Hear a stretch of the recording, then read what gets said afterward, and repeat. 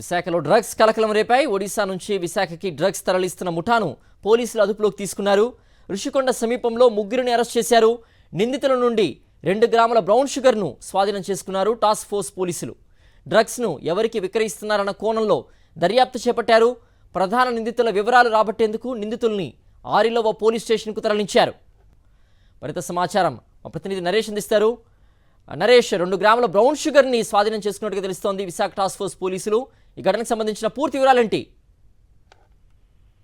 ఇటు ప్రశాంత విశాఖ నగరంలో ఒక్కసారిగా రుషికొండ ప్రాంతంలో ఈ డ్రగ్స్ కలకలం సృష్టించింది. హారిలో పోలీసులకు ఇప్పటికే టాస్క్ ఫోర్స్ పోలీసులు నిందితులను అప్పగించడం జరిగింది. అయితే ఒడిశా నుంచి విశాఖపట్నానికి ఈ డ్రగ్స్ రవాణా చేస్తున్నట్లుగా టాస్క్ ఫోర్స్ పోలీసులు గుర్తించారు. ఇంకా ప్రాథమికంగా పూర్తిగా కూడా ఇంకా దర్యాప్తు చేస్తుందని చెప్పారు. అయితే పూర్తిగా ఈ ముగ్గురు నిందితుల దగ్గర నుంచి 2 గ్రాముల బ్రౌన్ షుగర్ ను స్వాధీనం చేసుకున్నారు పోలీసులు.